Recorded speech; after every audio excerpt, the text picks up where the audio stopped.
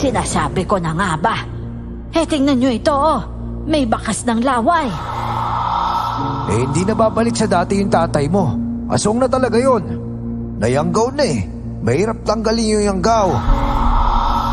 Ito, pinatulis itong kawayan. Siyempre, bago kami mamatay, ikaw na muna!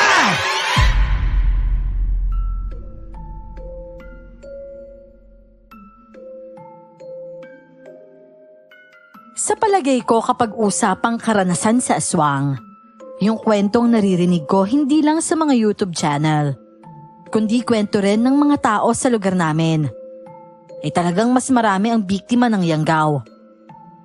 Mapagpalang araw po sa lahat ng mga kayanggaw ni Miss Clar at Sir Jay. Siyempre, ganun din po sa inyong dalawa at kung sino man dyan ang mga bumubuo sa mga channel ninyo. Tulad ng iba ay meron din akong nais ibahagi na kwento sa inyo. Upang lubos niyong maunawaan, ilalahad ko na lang po ito. Ako nga po pala si Benji. At ito ang aking kwento.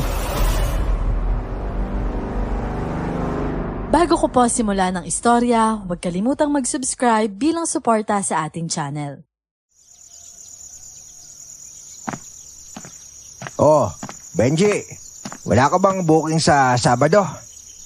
Wala naman ho, tay. Kung meron man, ibang driver naman yun. Abay, tama-tama pala eh. Gusto mo ba sumama? Saan naman ho, tay? Di magliliwaliw. Kasi birthday ng kumpare ko sa Sabado. Pero sa ibang bayan pa kasi yun at medyo malayo-layo dito. Siguro may 2 oras yung biyahe. Wala kasi akong kasama, Benji. Maliliit pa naman yung anak mo para isama sa gimmick, di ba? Yan na naman kayo, tatay eh. Imbis na kasama namin si Benji. Ito naman si Belia, oh. Gabi-gabi sa'yo naman umuwi ang asawa mong yang si Benji, ah. Ngayon lang naman ako manghihiram. Grabe ka naman. Kaya sige na, payagan mo na kung gusto niya. Benji, gusto mo ba? Babe, sa linggo hanggang Lunes, wala naman akong booking eh. Pero tay, babalik tayo kaagad ah. Pagka umaga noon, sigurado, babalik tayo kaagad. Hapunan yun eh. At isa pa, kapitan kasi, at imbitado ako. Nasabi ko rin na sasama yung manugang ko. Mamaya, hanapin ka doon, hindi kita kasama, hindi ba? Ano ba naman yan, tay? Hindi naman ganun ka-importante yan eh. Anak naman. Sa isang buwan, minsan lang naman ako magaya ah. Ay naku, ewan ko sa inyo. Tumalikod na lang ang asawa ko. Sa totoo lang, halos ayaw nitong umalis ako sa tabi niya. Kahit na lagi ko naman siyang kasama, maliban na lang kung may biyahe ako. Talagang minsan sa gabi, hindi ako nakakauwi dahil sa mga lugar na pinupuntahan ng mga nag-aarkila ng sasakyan. Driver po kasi ako ng van na inaarkila ng mga gustong mag-outing. Sa isang biyahe kasi, malaki na ang kinikita ko. Kaya sa isang biyahe, solve na talaga ang pang-1 linggo namin sa bahay. Anak, Belia, sige naman na oh. Payagan mo na yung asawa mo si Benji. Ako naman yung kasama niya eh, at tatay mo ko. Kung iniisip mo, mambababae itong asawa mo doon. Siyempre ako yung unang hindi papayag, no? Tahi naman, alam kong hindi gagawin sa akin ni Benji yun. Ang punto ko lang naman kasi, walang trabaho yung asawa ko. Huwag ka nga madamot. Tandaan mo ha, bago kayo kinasal, nagbigay muna ako ng permiso. Todo kumbinsi ka nga sa akin nun, tapos ikaw na kinukumbinsi ko ngayon, hindi ka papayag? Simple pakiusap lang naman to eh. Si tatay naman, ginagamit pa talaga yung nakaraan. Kasi nga, ang damot mo kasi. Peram lang naman. Sige naman na anak ko, umayag ka na. May magagawa pa ba ako? Tatay po kita. Yan ang sinasabi ko. Babalik naman din kami sa linggo na umaga. Kung gusto mo, ikulong mo na sa kwarto si Benji pagdating yan.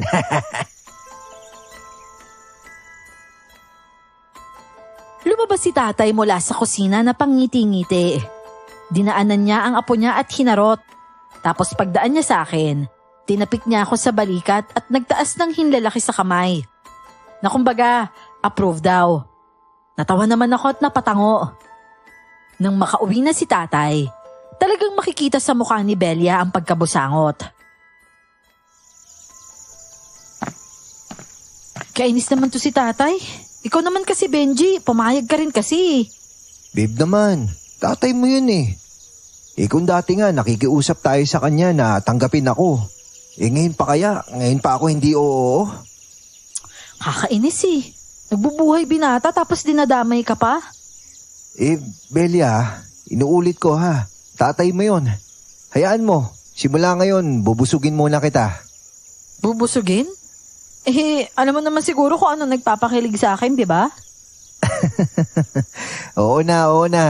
Alam ko na. Pera. Kaya nga, ito. Nakalimutan ko lang iabot kanina. Yan. Ang laki nito ah. I love you. Kinikilig tuloy ako. I love you too. Wala ba akong pampakilig dyan?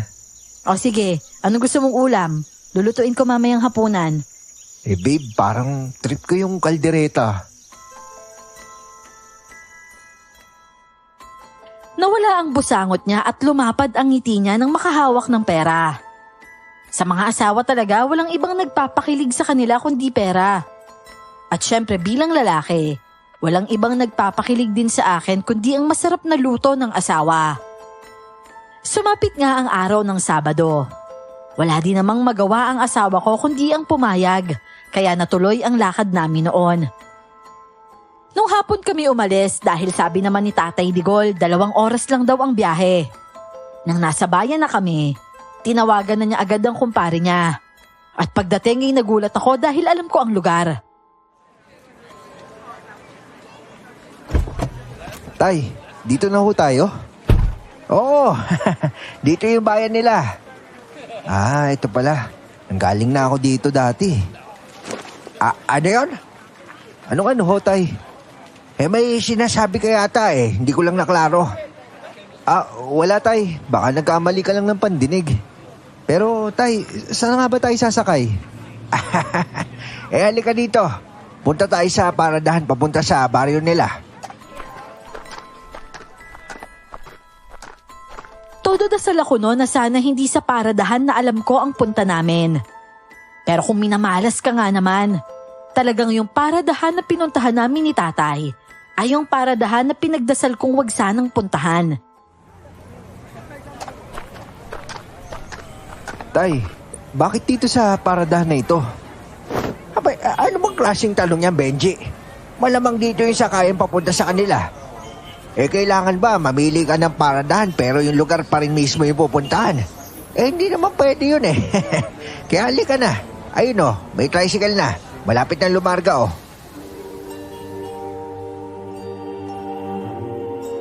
Parang nagsisisi tuloy ako na sumama pa ako. Dahil parang binabalik ako sa nakaraan. At tulad nga ng inaasahan, sumakay na kami sa tricycle. Kahit matagal ng panahon na ang nakalipas, naaalala ko pa rin ang lugar. At habang hindi pa humihinto ang tricycle noon, hindi na talaga ako mapakali. Si tatay naman ay halatang nagtataka na rin sa akin. Aba, Benji, ano bang nangyayari sa'yo? Parang hindi ka mapakali sana naman Tatay Digol. Hindi tayo pupunta sa lugar na maraming nang-uusog. Nang-uusog? Oo, tay. Yung sakit sa tiyan, alam niyo naman yun, di ba? Oo, alam ko yung usog. Pero saan lugar naman itong maraming nang-uusog na sinasabi mo? Tsaka yung lugar ng kumpare ko, may nang-uusog nga doon pero madali lang yung harangan. Hindi ba't nagbulsa tayo ng luya? Sa paraang yon, hindi tayo mauusog. Napahaplos lang ako ng mukha noon at diretso sa bunbunan. Sabay kamot na lang din ang ulo. At ang masaklap sa lahat ng masaklap, bumaba kami sa bahay kung saan naranasan kong tumira. Parang gusto kong tumalon sa tricycle noon at kumaripas na lang ng takbo. Pero syempre huli na at wala na akong takas. Tara na. Baba na. Tay, ito ho yung bahay ng kumpare mo? Oo, Kapitan nito ngayon. Kapitan na? Oh, pare! Maraming salamat at dumating ka rin. Pare, happy birthday sa'yo. Long time no see, ano? Kasama ko nga pala yung manugang ko. Manugang mo? Iyan? Anak ng Benji? Tatay Gustavo. Anong tatay? Ako ang tatay mo, Benji. Abay paring Digol, tatay ang tawag niyan sa akin kasi manugang ko yan. Ano? Manugang? Teka lang ho, ano manugang? Tay Gustavo naman, dati na ho yun. Ex-manugang mo na ako ngayon.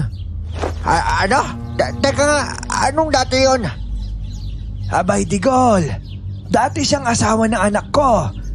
Napakatarantado. Tapos naging manugang mo ito. Walang alam yan sa buhay. Abay, good luck sa anak mo. Teka nga, paring Gustavo. Anong walang alam sa buhay, tiba-tiba ang anak ko sa kanya? Oh, talaga? Oo, ang ganda kaya ng trabaho nito. Yung anak ko sa bahay lang. Teka nga, kailan mo ba ito naging manugang? Abay, matagal na. May ilang taon na rin yata nakalipas. Mga bata pa sila nung anak ko. Nagsama-sama sila na kala mo naman marunong na sa buhay. Buti nga hindi nagkaroon ng anak. May plano pa nga sila magpakasal Pero ayun, naghiwalay din. Hayaan nyo na. Halina kayo, pasok kayo. Teka nga, Benji. Bakit kayo naghiwalay nung anak ng kumpare ko? May dati ka palang asawa? Sabi ko naman sa'yo, tay, di ba? Meron akong ex. Pero si Belia talaga yung pinakasalan ko. Ibig sabihin pala ngayon, kasal ka na, Benji. Opo, Tatay Gustavo.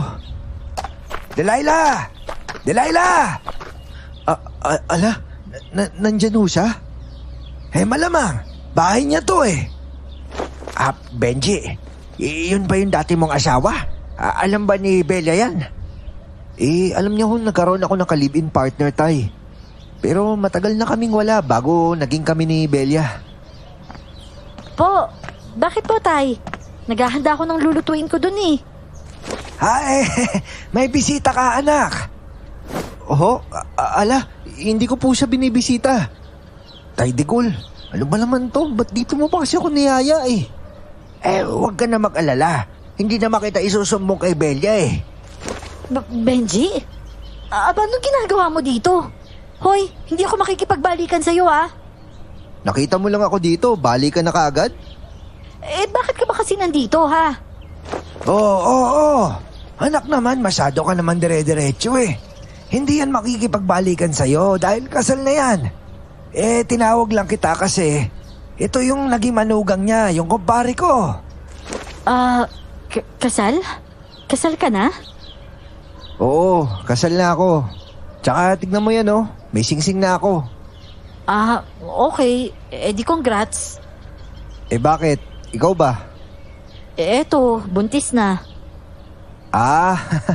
Ako, may anak na rin ako. Lalaki. Okay. Di congrats ulit. Ay nako, sadyang mapaglaro naman talaga ang tadhana. Mabutit magkasundo kayong dalawa, sige na, halika, umupo kayo. Ayos naman kasi siya sa anak ko Maingat, maalaga, mapagmahal na asawa at ama, at masipag rin sa trabaho. Masipag? Hindi na siya natutulog hanggang alas 9 ng umaga. Kumpare, siguro kapag walang trabaho, ganun siya. Siguro bumabawi ng pahinga. Pero kapag may trabaho naman, syempre, maayos naman niyang ginagawa at wala rin naman akong naririnig na reklamo sa anak ko tungkol sa kanya. At tulad nga na sabi ko, maayos ang samahan nila sa bahay nila. May bahay sila? Oo, nagbukod. May sarili silang bahay. Tinayo muna nila bago nagpakasal. Aba, ang laki na ng pinagbago mo, Benji, Malaki ang pinagbago? Kasi hindi kami magkasundo niyan dati. Hindi naman sa namamalit ako pero ano kasi mabigat sa buhay. Alam mo yung wala siyang diskarte para lang magkapera. Asa lang sa amin yung pagkain nila at napakatamad pa niyan lalo. At tamad? Parang hindi naman.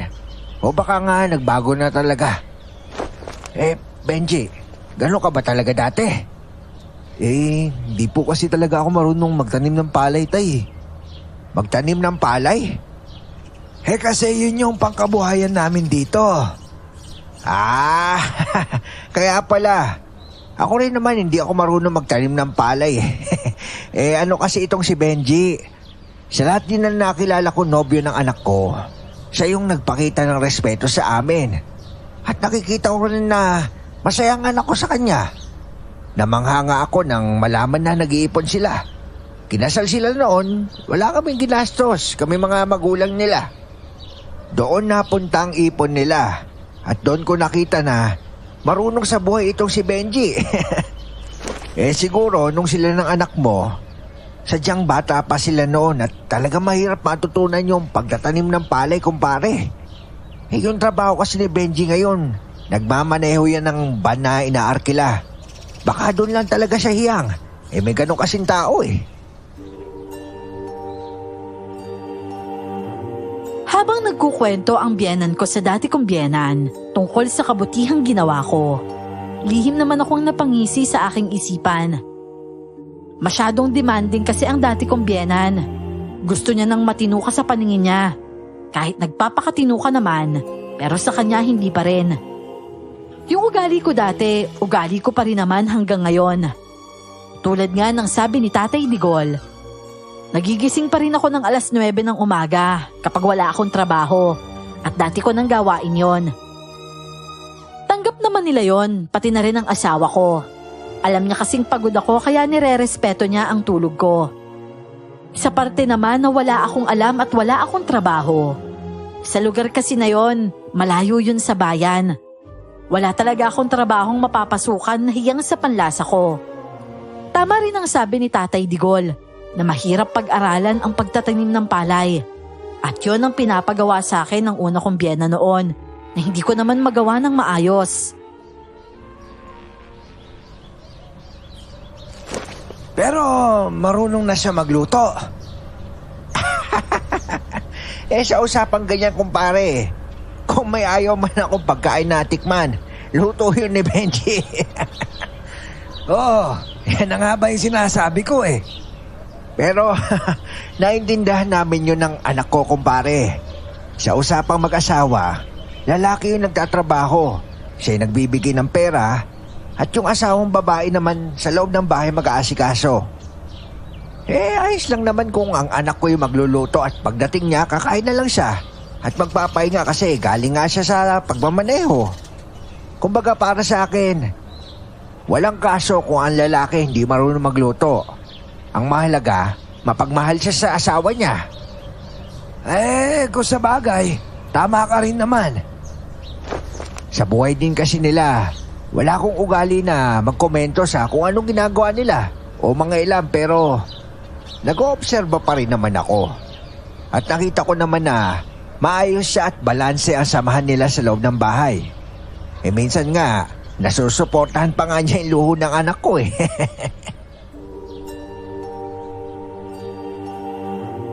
Tumango lang noon ang dati kong biyenan.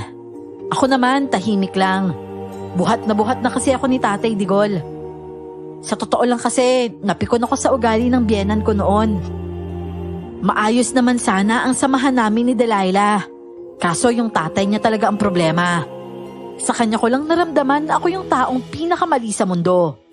Kaya nang hindi ko na kinaya, iniwan ko na lang ang anak niya. At isa pa, si Delilah kasi ayaw lumayo sa mga magulang niya. Kaya wala akong pagpipilian noon kundi ang umalis na lang talaga. Habang nag-uusap naman sila Tatay Digol at Tatay Gustavo noon, kahit ex-biyenan ko na, tatay pa rin ang tawag ko. Biglang bumukas naman ang pintuan sa kusina.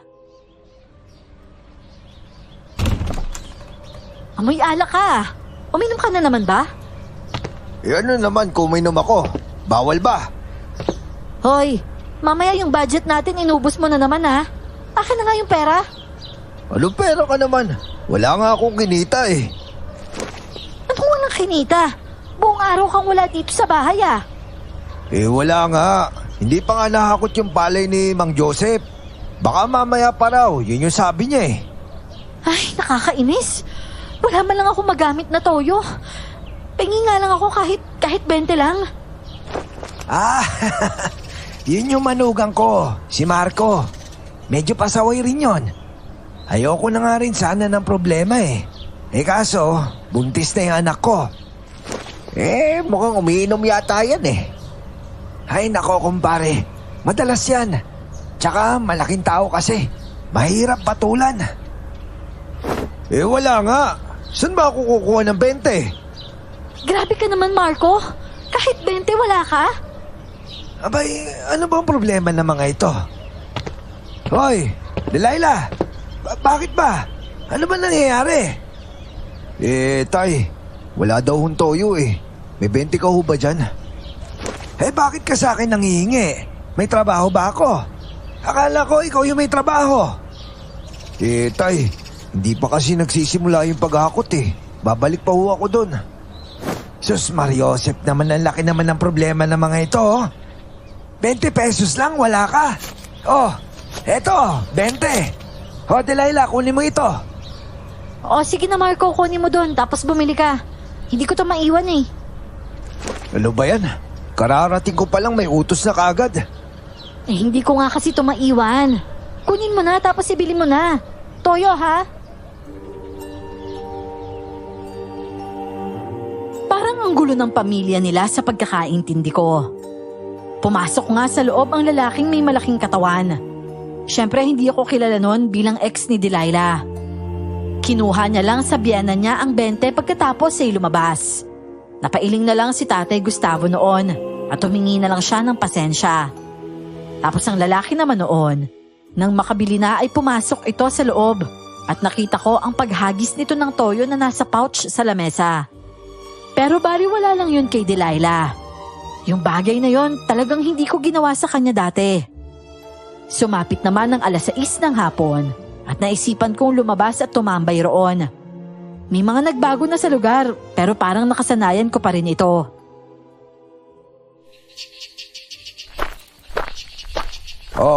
Ano Benji? Ayos ka lang ba dito? Sadyang mapaglaro yung tadhana ano? Oo nga po, Tatay Digol eh. Hindi ko naman kasi akalain na naging biyana mo yung kumpare ko. May kwento rin kasi yan dati sa akin na boyfriend daw nung anak niya. Tamad daw. Baka ikaw yun ha? Si Tatay naman oh. Para sa inyo ho ba? Tamad po ba ako? Hindi naman na matatawag na tamad ang taong madiskarte. Lalaki ka at pagdating mo sa bahay, uupo lang at magpapahinga. May asawa ka na nag-aasikaso para sa'yo. Normal lang yun. Kasi pagod ka sa trabaho eh. Pero Tay, kapag pansin ko naman na parang walang ligo ang itsura ni Belia, inaagaw ko naman yung iba niyang gawain eh. Kapag ganun kasi yung itsura niya, ibig sabihin hindi siya nagkakaroon na panahon ng magsuklay. Alam ko na marami siyang ginagawa kaya alam kong pagod siya. Pinagpapahinga ko siya. Kasi ayokong mahagard ang asawa ko dahil housewife siya. Pero Benji, ginawa mo rin ba yan sa dati mong asawa? Ba, oo naman Utay. Alaga ko rin yun dati. Tarantado ka pala eh. Sige nga, sabihin mo yan sa anak ko. Tatay naman eh. Ang ibig ko naman sabihin kasi, ay kung ano yung ugali ko noon, ganun pa rin ngayon. Trabaho lang yung pinagkaiba. Hindi ko kaya noon yung magtrabaho sa palayan. Pero kaya ko ngayon dahil mas madali yung trabaho ko eh. Nagdadrive lang ako. Malaki pa yung sahod. Huwag ka mag-alala. Naiintindihan ko na may sitwasyon eh. Di maswerte ka pala kasi ako yung biyenan mo, ano? Abay, syempre naman, Tay. Sige. Dapat bilihan mo ako ng coke niyan. Coke? Oo, coke. Kanina pa ako inom na inom ng coke eh. Sige Tay. Pupunta lang po ako sa tindahan. Tawang-tawa ako noon kasi wala siyang ibang hiningi kundi coke. Pumunta nga ako ng tindahan at bumili doon. Nandun din yung asawa ni Delilah at talagang nanghihingi pa ng pambili ng sigarilyo. Kaibigan naman raw ako ng tatay ng asawa niya. Binigyan ko naman pero pagkatalikod niya, tumaas ang sulok ng labi ko. Aba Benji, bakit ka nga pala nandyan? Ayos lang sa'yo na may ibang asawa si Delilah. Aling Iday naman, kasal na ho ako sa iba. At matagal nang tapos yung sa amin ni Delilah. Ay, may asawa ka na pala. May anak ka na. Oo, lalaki ho, tapos 2 taong gulang pa lang. Ah, ganon? Eh bakit ka nga pala naimbitahan ng dati mong biyenan? Medyo nakakalito kasi na nandito ka ngayon.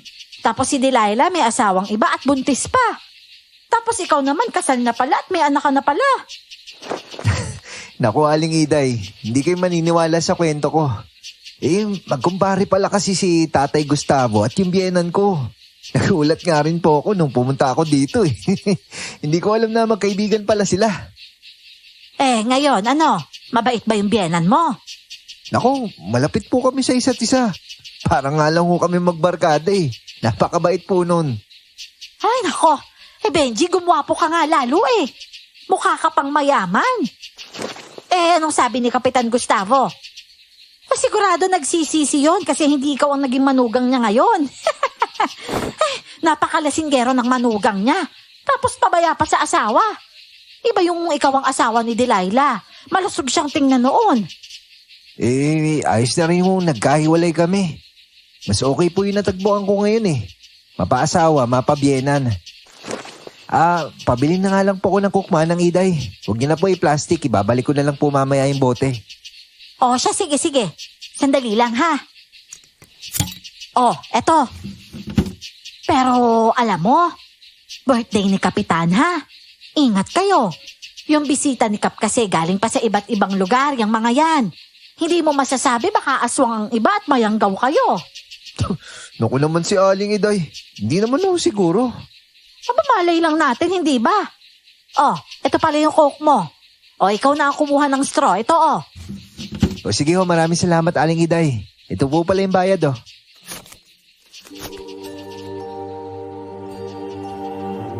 Yung tindahan na yon katabing-katabi lang ng bahay nila Delilah.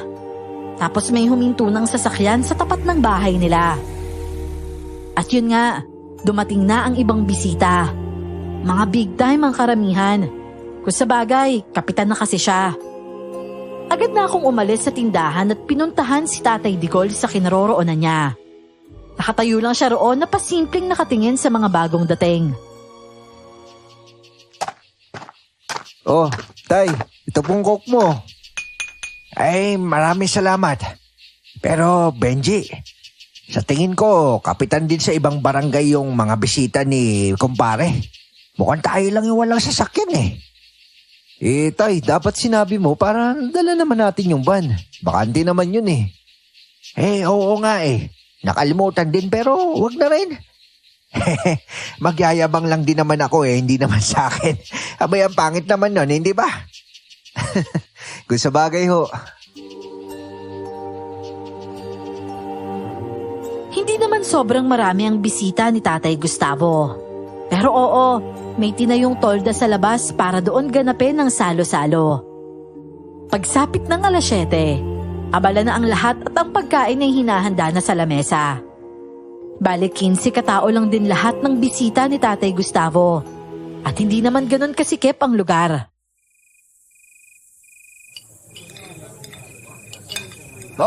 Digol! Ano na? Huwag ka na mahiya. Kuha lang kayo. Benji, sige na. Ikaw na umalalay sa tatay mo, ha? Sige ho. Tay, tara ho, doon ho tayo. Sige. Ano kayo masarap dito? Sa tingin mo, si Delilah lahat nagluto nito? Di naman po siguro lahat. May kasama po siya nagluluto kanina eh. Tara po, tay. Dito ko po umupo. Sige. Maraming salamat. Masaya rin siyang nakipag-usap noon sa mga bisita ni Tatay Gustavo. Ako naman, napansin kong tila walang kutsara doon. Pero nahihiya akong pumasok dahil nandun sa kusina ang mag-asawa. Pero si tatay naman, napag-utusan ako tungkol din doon.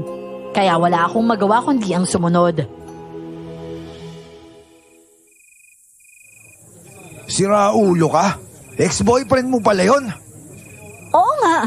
Oh, ano naman ngayon? Pareho na kaming may pamilya at kasal na siya. May anak na rin. Kasama nga niya yung biyena niya dito at ako ito. Buntis na ako, di ba? Ang rason ko lang naman kasi, dapat sinabi mo. May panahon pa ba akong magsabi ng ganun sa'yo kung bisit na ako? Wala kang ginawa buong araw tapos malalaman ko pa ang haba ng listahan ng utang mo. At kung nagtatrabaho ka man, yung sahod mo doon na lang lahat mapupunta. Ano ba yan?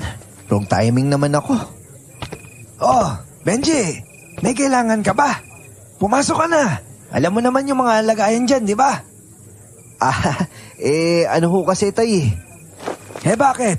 Ano ba meron dyan? Ay, nako, Delilah. Ano naman ba yan? Pati ba naman sa araw ng birthday ko? Sa mismong oras pa ng handaan, naghihiringan kayong dalawa. Benji, pasensya ka na ha. Ano bang kailangan mo? Basta kunin mo na lang dyan.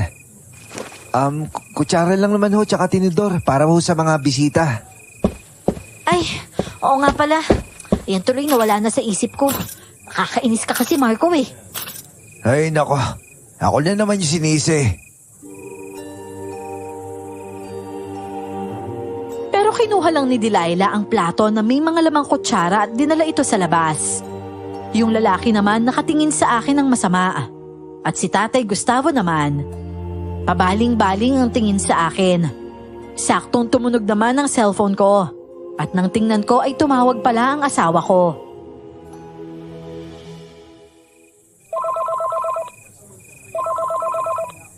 Hello, babe? Oh, ano? Kumain na ba kayo? Oo naman, babe. Makakauwi ba kayo bukas ng umaga? Si Regan kasi nilalagnat eh. Ha? Naku naman.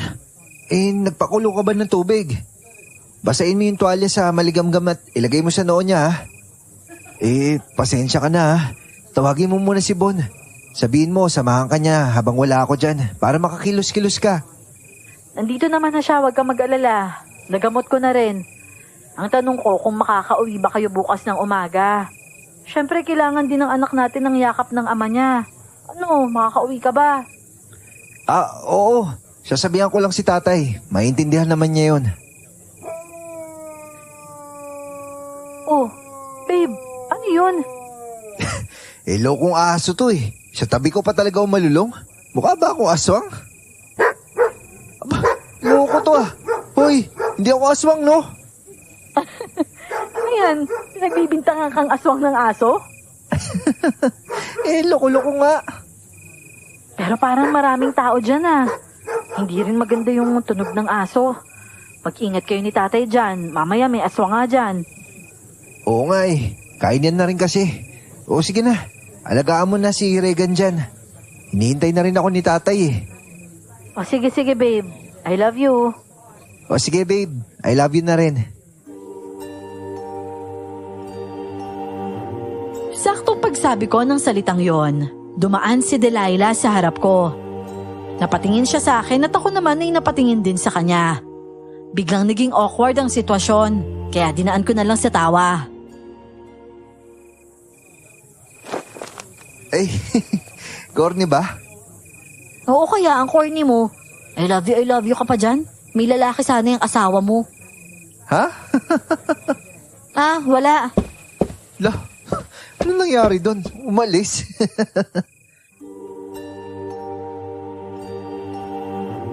Napailing na lang ako at bumalik sa tabi ni tatay. Masarap ang mga putahe sa hapunan na yon. Aminin ko man kasi at sa hindi, masarap talagang magluto si Delilah. Kahit nga si tatay nag-enjoy sa pagkain. Masarap daw ang mga ulam, lalo na yung dinuguan. Pero habang kumakain, may kababalaghang nagpaparamdam. Napahinto ang mga tao at kanya-kanyang tingin sa paligid dahil sa mga alulong ng mga asong mas tumindi pa yata. Nasa malayo lang yan. Sige lang, kain lang kayo. Hindi yan pupunta dito. Kumpare, may aswang dito sa inyo? Oo, pero hindi namin malaman kung sino. Kung taga rito ba yun o taga ibang lugar na target itong barangay namin. Pero wala naman nababalitang may nabiktima dito. Talagang ganyan lang kaingay yung aso kapag gabi na. Ah, kung sa bagay nga naman. Basta kumpare, hayaan mo na lang yon. Huwag mo na lang pansinin. Nagpatuloy lang kami sa pagkain noon. Hindi ko rin maiwasang kilabutan dahil nga sa mga alulong. Sinabayan pa ng uwak na tumutunog malapit nung una. Tapos nung huli ay naging malayo. Pero nung huli, nakaya ko itong baliwalain at inabala na lang ang sarili sa pagkain. Hanggang sa nabusog na lang ako at nagpahangin na medyo may distansya sa kanila.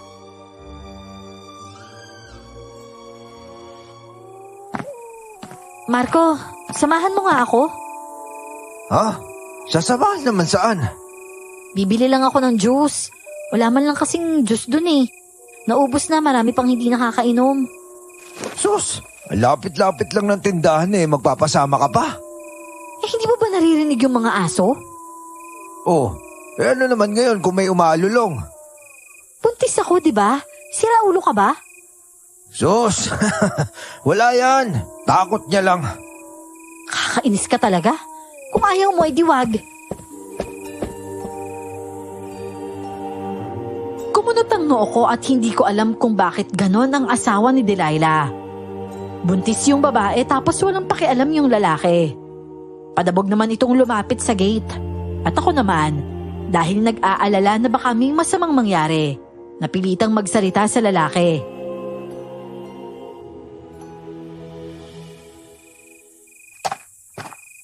Pare, bakit ba ayaw mo samahan? Kawawa naman gabi na hayaan mo na siya. Kaya na yan.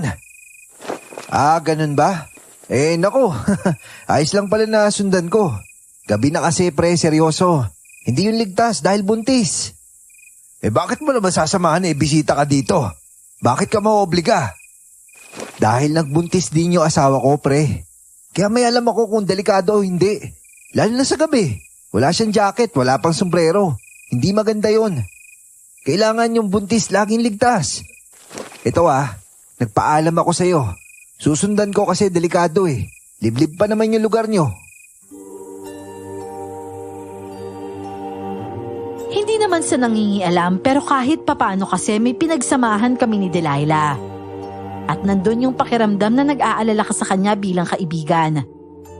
Hindi siya sumagot at sumunod na lang ako kay Delilah sa labas. At ayun nga, nakita ko siyang tumatanggap na ng sukli.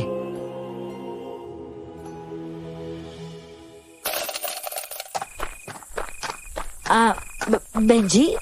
Ano ginagawa mo dito? Ang ingay ng paligid Sinusundo lang kita kasi ayaw ka samahan ng asawa mo huwag ka mag-alala. Nagpaalam naman ako. Ano? Nagpaalam ka? Oo, sa kanya mismo. At isa pa, ano naman masama? Sasamahan lang kita kasi gabi. Delikado. Hindi naman niya magawa, di ba? Ay, nag-abala ka pa. Pero, Delilah, bakit ganun naman yung asawa mo? Grabe naman. Pasensya na Hindi ko kasi maiwasang humusga Maingat kasi ako sa'yo dati tapos ginaganito ka lang niya. Parang hindi naman tama yun. Alam mo, Benji, malaking pagkakamali ko talaga yung Marco na yan sa buhay ko Pero ano magagawa ko? Huli na ang lahat. Nasa pamamahay mo ikaw Lugar mo ito. At nasa poder ka ng tatay mo. Matapang pa nga yan kay tatay Sinanay nyo kasi. Wala ka pang sombrero, wala ka pang jacket. Hindi kaya maganda yan sa bata. Grabe, expert ka na pagdating sa mga bagay na yan? Sa mga bagay na pwede at bawal sa buntis? Malamang, nabuntis din yung asawa ko, no? Siguro, alagang-alaga siya sa'yo, no? Kailangan talaga alagaan yung buntis Tsaka bilang lalaki, kailangan mo maging maunawain. Maging matyaga ka sa pag-iintindi sa asawa mo. Kasi ang mood ng buntis, di naman kasi maintindihan yun Bigla-biglaan na nagagalit ng walang dahilan. Siyempre, dala ng bata, kailangan intindihin talaga. Di rin kasi madali sa isang ina yung magkarga na sanggol sa tiyan niya sa loob ng 9 na buwan, di ba? Ay, Buti pa siya. Nako, yari na. May luya ka ba dyan? Oo, meron ako lagi dyan. O siya, sige. Pasok na, malayo pa yan. Aba, akalain mo kung hindi kita sinundo. Nako, di ko na alam. Salamat, Benji, ha? Pasok na ako sa loob kasi titimplahin ko pa to eh. O sige, tara na sa loob. Oh, Delilah, anong ginagawa mo sa labas? Di ba tayo nanghingi ako sa'yo ng pambili ng juice? Oo nga. At ikaw lang yung bumili. Hindi ka man lang nagutos. Alanganin ho kasi yung dalawa sa loob eh. Kaya ako na lang ho yung lumabas. Oh, bakit? Yung asawa mo? Alam nyo namang tamad yun eh. Sinamahan nga lang ako ni Benji. Ano? At si Benji pa talaga yung sumama sa'yo? Ay, nako. O siya, sige na. Pumasok ka na at mahamog. Ay, nako. Ang tigas rin talaga ng mukha ng hinayupak na ito. Matapos lang tong selebrasyon na ito, lagot talaga sa akin yan. Benji, maraming salamat pala ha. Tumutunog pa yung uwak ko. Mabutit sinamahan mo. Walang anuman po, Tay. Tay, may 10 ho ba kayo dyan? 10? Ano naman gagawin mo sa 10? Pang sigarilyo lang ho. Wala akong 10 piso. Ganun ho ba? Ikaw pre, may 10 ka ba dyan? 10? Oo, pang sigarilyo lang. Ay nako, ano ba naman Marco? Pati ba naman sa ibang tao, papatayin mo ako sa iya para lang sa sigarilyo? Nagtatrabaho yan para sa pamilya niya. Tapos hinga mo ang 10 piso. Benji, huwag mo yan bigyan. At saka Marco, dating nobyo to ng anak ko. Matino ito. At meron itong pakialam sa anak ko. Ikaw, bakit wala? Matino pala yan bakit inayawan mo noon? Dapat kasi hindi mo kinontra ng kinontra yan. Di sana yan yung manugang mo ngayon. Ang daming pera niya, no? Nangingi na ako dyan kanina at nagbibigay siya. Hindi ba pare? At hindi ka nahiya. Benji, huwag mong bigyan yan. Hindi mo obligasyon ng taong ito. At Marco, pagkatapos ito, mag-uusap tayo ha. Hayaan ka na naman sa pagiging stricto mo At bukas mag-usap tayo. Kaya walang manugang na nagtatagal sa iyo Grabe naman yun. Sobrang siraulo nun Ay, maha-high blood ako dito. Aray ko, ang sikip ng dibdib ko Tatay Gustavo, ayos lang po ba kayo? Ay nako, ayos lang ako. Sadyang masama lang ang loob ko, Benji. Kaya siguro masakit yung dibdib ko. Halika ho. Teka ho, upo muna kayo dito. Hinga po kayo ng malalim, Tay. Relax lang po ha. Kukuha lang po ako ng tubig. Sige. Maraming salamat. Taranta akong tumakbo noon at pumasok sa kusina. Sa may lamesa kasi na nasa labas, wala akong makitang malinis na baso. Tapos pagpasok ko doon, nadatnan ko si Delilah na umiiyak sa loob. Alam ko na ang dahilan nun, pero inuna ko ang pagkuha ng baso para lagyan ng tubig. At siya naman ay mabilis na nagpahid ng luha. Bakit Benji? Ano nangyayari? Sumisikip daw yung dibdib ng tatay mo Ha? Ayos lang ba siya? Bakit ano ba kasing nangyari? Nag-usap ba kayo? Nagsumbatan ba kayo? Ayos naman kayo kanina. Binalik niyo ba yung sitwasyon ng nakaraan? Ano? Nagkasamaan ba kayo ng loob? Ano naman kami? Matagal na yun, no? Sila ng asawa mo yung nagbangayan. Dahil hindi kanya sinamahan sa pagbili ng juice na yan. O siya, sige na. Dadalhin ko na ito doon. Baka mapaano pa yun. Oo, sige, puntahan ko nga rin. Sabay din kaming lumabas noon tapos biglang nagkagulo sa labas. Yun pala, natumba na si Tatay Gustavo at tinakbo ito ni Tatay Digol. Tumakbo rin si Delilah at muntik na siyang madapa. Buti na lang nahawakan ko siya. Pero natapon ng tubig sa baso. Pare, naku naman. Ano nangyari sa'yo? Pare, Bakit ka naman biglang tumamba, pare? Tay! Tay, ano nangyari? Nakita ko siya nakaupo lang dito tapos bigla natumba. Tay, tulungan mo ko. Dali natin siya sa loob. Oo, sige. Dinala namin sa loob ng bahay si Tatay Gustavo. Si Delilah ang nanguna para maihiga siya sa sofa. Si Tatay Digol naman, siya ang gumawa ng paraan para mawala ang paninikip ng dibdib niya. Tapos may babaeng nagboluntaryo para tulungan si Tatay Digol. Hanggang sa nagising na nga si Tatay Gustavo. Ay, Diyos mio, kumpare. Ano ba nangyari at bakit ka inatake? Naku naman.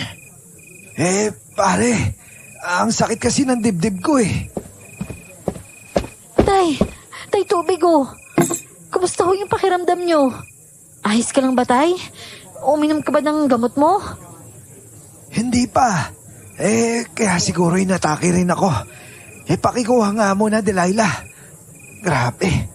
Ang hirap sa pakiramdam talaga na mag-isakitin. Tatay Gustavo, wala na ho bang ibang masakit sa inyo? Ayos lang ako. Huwag ka na mag-alala sa akin, Benji. Oh, ano nangyari? Abay, nandiyan ka na pala. Nahimatay yung tatay nyo. Inatake sa puso. Ay, ganun no? Delilah, tubig. Masama yata yung pakiramdam ni tatay. Kahit ang ilan sa mga bisita sa bahay ay nagkatinginan dahil sa inasal ng asawa ni Delilah. Halatang wala nga itong pakialam sa mga nangyayari sa paligid. Pumasok lang din ito sa kwarto at nagsara. Si Delilah naman, lumabas mula sa kabila. Kinalabit pa siya ng isang bisita at binulungan habang nakaturo sa pintuan ng kwarto. Ang sagot naman ni Delilah, malungkot na mukha lang at kibit balikat. Tay, ito na po yung gamot nyo. Akin na. Pero, pasensya na kayo ha. Nakaperwisyo patuloy ako. Kumpare, ganun talaga yung buhay. May mga bagay na hindi mo inaasahan talaga mangyari. Magpahinga ka na lang muna dyan. Oo, magpahinga muna ho kayo. Anong oras na rin kasi?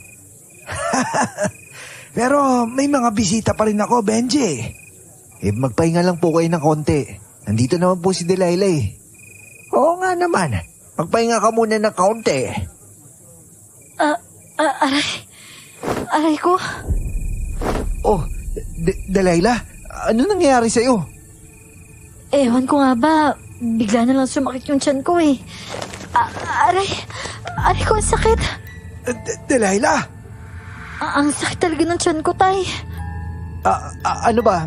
Manganganak ka na ba? Ilan buwan na ba yan? Ano ka ba, Benji? 6 na buwan pa lang to. Nako, dito ka muna. Umupo ka. Ano ba kasi nangyari? May luya ka ba? Ay, lumabas ka kasi kanina, di ba? Baka yun yung dahilan. Ay nako, lumabas ka nga pala. Benji, pwede bang tawagin mo si Lola Saling? Si Lola Saling? Oo, tama. Tay, samahan mo nga ako. Medyo malayo yun eh. O sige. Halika. Saan ba yung bahay noon? Umalis nga kami noon ni Tatay. Naiwan ang ibang bisita na inaasikaso ang mag-ama. Kami naman ni Tatay Digol, mabilis ang lakad patungo sa bahay ng matandang alam kong albularya. Ano ba naman itong manugang ni paring Gustavo? Walang pakialam. Ewan ko nga rin, Tay eh. Halatang irresponsable talaga, ang kapal ng muka. Sa totoo lang, naiinis na ako eh. Kaso, naaawa lang talaga ako kay Delilah. Naaawa ka o baka mahal mo pa yun ah? Psst, tatay naman oh. Magkaiba yung awa sa gusto pa rin no. Ang ibig ko kasing sabihin, hindi deserve ni Delilah yung ganong klaseng lalaki. Kasi akalain mo, Tay nagpapasama siya sa asawa niya na bumili ng juice sa labas kanina. Pero ano sabi ng asawa niya? Malapit lang naman daw yun, bakit pa sasamahan? Hindi na nga ako nakatiis eh. Kinausap ko kanina na dapat samahan siya. Pero grabe talaga, Tay. Hindi pumayag. Lumabas si Delilah mag-isa, kaya ako na lang yung sumunod. Oh, mabuti hindi nagalit. Hindi naman nagalit. Nagpaalam kasi ako tapos pumayag din naman. Tapos ito pa tay ha, nagbabangayan sila kahit may ibang tao nakakarinig. Di ba't nakakahiya yun? Siyempre nakakahiya. At kung nagbabangayan silang naririnig mo, mas lalong nakakahiya yun. Ex ka ni Delilah eh. Siyempre, matik na sa utak nila ang iniisip mo. Ikaw ba? Dahil sa narinig mo silang nagtatalo, anong masasabi mo? Kasi ex mo yung babae. Yun na nga tay eh. Naawa talaga ako kay Delilah. Siguro pinakilala niya yung kay Tatay Gustavo, buntis na siya. Kasi kung pinakilala yun nang hindi siya buntis, sigurado ayawan niya si Marco. Siguro nga. Pero bakit nga ba ayaw niya sa'yo dati? Sobrang ayaw niya ho talaga sa akin dati. Alam na alam niya ng buong barangay kung gaano ako katamad dahil sa mga pinagsasabi niya. Prangka na sinasabi niya sa akin na talagang ayaw niya sa akin. Ako naman, kung ayaw, edi huwag pilitin. Di rin kasi ako kayang ipagtanggol noon ni Delilah eh. Kahit kausapin man lang niya yung tatay niya na magdahan-dahan sa akin. Hindi talaga. Kaya ayun, iniwan ko na lang. Siya yung rason kung bakit naghiwalay kami ni Delilah. Kaya ayun tuloy. Nakatagpo siya na manugang na... Ay, nako. Yan yung leksyon na dapat matutunan din ng mga taong matataas ang tingin sa sarili. May binigay na nga sa'yo, inawan mo pa. Kaya yan, binigyan ka na mas malala at ngayon dinadaig na siya. Samantalang yung dati niya manugang tanggap na tanggap ko. Di ba? Yung anak ko ngayon, napakasaya, hindi ba? Salamat ho tay ha. Kaya nga ang lapit din ang loob ko sa iyo eh. Dahil ni masamang salita, wala akong naririnig. Kung meron man, pero biro at hindi totoo yun. Akala ko nga tay, dati wala akong kwentang tao. Na hindi ko kaya magdala ng pamilya kasi lagi ko naririnig na wala akong alam gawin. Ay nako, kay Bella ko lang talaga nagagawa yung mga kaya ko. At nakilala ko yung sarili ko na kaya ko naman pala. Pero tay, ang plastic mo pala no? Ano? Ano plastic? Binabackstab mo yung kaibigan mo sa akin eh. Sa pagiging magkaibigan naman, maayos naman siyang kaibigan. Nagulat lang kasi talaga ako nang malaman na ikaw pala yung sinasabi niyang manugang niya noon. Napaka-irresponsable mo daw tao, sabi niya. Pero sa nakikita ko naman, hindi naman. Kaya nga pinagtatanggol kita kanina eh. Dahil hindi yun yung nakikita ko sa'yo. Siyempre, yung anak ko maganda pa rin kahit may asawa at anak na. Hindi katulad doon sa iba. Mukhang losang na yung mga asawa. Pero inuuna kasi nila yung alak eh. Tsaka nagiinom tayo pero di ba madalas nagpapaalam muna ako kay Belia. Tignan natin kung papayag siya. Kapag sinabi isang bote lang talaga. Tsaka mas mahilig tayo sa pagkain at minsan lang yung alak na yan. Oo nga ano. At masyado kang masalunurin sa anak ko. Kailangan tay. Mahirap na humagtampo yun. Matutulog kang wala sa tabi niya. Ay, nako. Oo nga pala. Nasaan ba yung bahay ng sinasabi mong albularya? Diretso pa ho tay. Pero sandali nga. Ano yun? Tao yan, di ba? Bulto ng tao, oh. Pero malaki. Oo nga tay no. Teka, naglalakad pa palapit. Babatiin ba natin? Pero parang mas malaki pa to sa taong Amerikano ha. Wag mo na hintayin makalapit. Tara na, mukhang hindi tao yan. O sige tay, tara, takbo. Oo, sakay bang tatay. Akala ko uwi na tayo. Naku, si Delilah pala. Sige tay, diretso lang. Naku tay, aswang nga. Kaya nga, bilisan mo. Bilisan mo. Hindi tay, ikaw bilisan mo. Maabutan ka na niya eh. Bilisan mo, balikan mo ako. Walang yaka talaga. Gusto mo pang umiyak yung asawa mo kasi wala na yung tatay niya. Siyempre hindi ho. Tara na ho, tay. Tay, dito ka. Benji! Aray ka! Tay, mabutit nakaiwas tayo. Pero mukhang atake siya ulit. Gulong, tay! Natumba kasi kaming dalawa at nang hampasin kami ng aswang ng mahaba niyang kuko. Gumulong kami sa lupa, pero magkasalungat na direksyon yon. Tapos ako na ang binalingan niya at ilang beses niya akong hinampas ng kuko pero panay ang gulong ko hanggang sa mahulog ang paa ko sa kanal. At pag-atras ko, may pala na nakatayo sa pilapil. Tay, may pala po. Salamat Lloyd, may pala dito. Benji, mag-ingat ka! Relax ka lang, Tay. Hoy, aswang! Sa tingin mo, hindi ako marunong lumaban? Nang umatake siya ulit, sinalo ko ng pala ang kamay niya. Pero ilulusot niya ang kamay niya sa mukha ko. Kaya mabilis kong pinatayo ang pala at hinampas ito sa mukha niya. Kasunod nun ay sinipa ko siya sa harapan niya at namilipit siya sa sakit. May itlog ka pala. Lalaki ka pala. Tama-tama. Durugan tayo na itlog. Yan anak! Nadali mo! Sige, biyakin mo!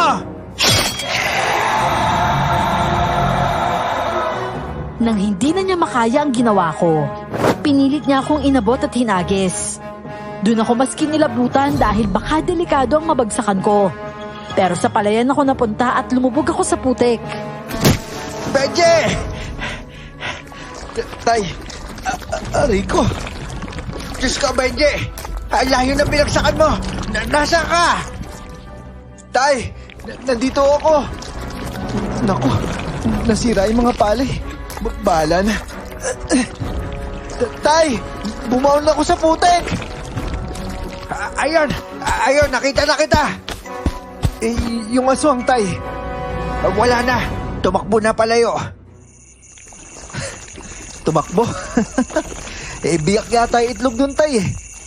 Akala ko isusunod ka na po niya. Mabuti na lang hindi niya ginawa yun. Paghahagis niya sa'yo, tumakbo na kaagad siya. Natakot siguro sa pala na mapupulot ko na. Pero Tay, mas malakas ang aswang kumpara sa atin. Pero nakaya natin siya, no? Kaya siguro yung aswang talaga nagtatago. Kasi alam niyang kaya siya ng mga tao. Ano ba, Benji? May sugat ka ba? Hindi ko po alam, Tay. Parang wala namang masakit sa akin. Pero, grabe. Para na ako chocolate. Punong-puno ako ng putik, oh. Maghugas ka dyan sa kanal. Marami naman tubig dyan at nagmamadali tayo. Si Delilah kasi doon, oh. Kawawa naman yung batang yon. Naghugas na nga lang ako sa kanal at muli kaming nagpatuloy papunta sa bahay ng albularya. Pagdating namin sa bahay niya, maliit na kubo lang yon at walang ilaw. Pero nang tawagin ko siya ay may bumukas na flashlight sa loob. Lola Saling! Lola Saling! Tao po! Ay, aray ko. Sino ba yan? Lola, baka pwede hong istorbohin namin kayo para kay Delilah. Sumasakit ho yung tiyan niya eh. Kay Delilah. Abay, bakit? Marco, ikaw ba yan? Hindi ho. Si Benji po ito. Si Benji? Abay, teka. Nananaginip ba ako? Ako po si Benji, Lola. Napag-utusan lang po ako na tawagin ka kasi kailangan po ng tulong ni Delilah. Sobrang na ho sumasakit yung tiyan niya. Ganun ba? Sandali. Hintayin niyo ako dyan. Saglit lang naman siyang nagpahintay at lumabas din agad. Saka lang siya naliwanagan tungkol sa akin nang ipakilala ko sa kanya si tatay. At sinabing kumpare nito ang dati kong biyenan. Napansin naman ni Lola Saling ang kalagayan ko na basang-basa. Kaya naikwento ko na rin agad ang tungkol sa aswang.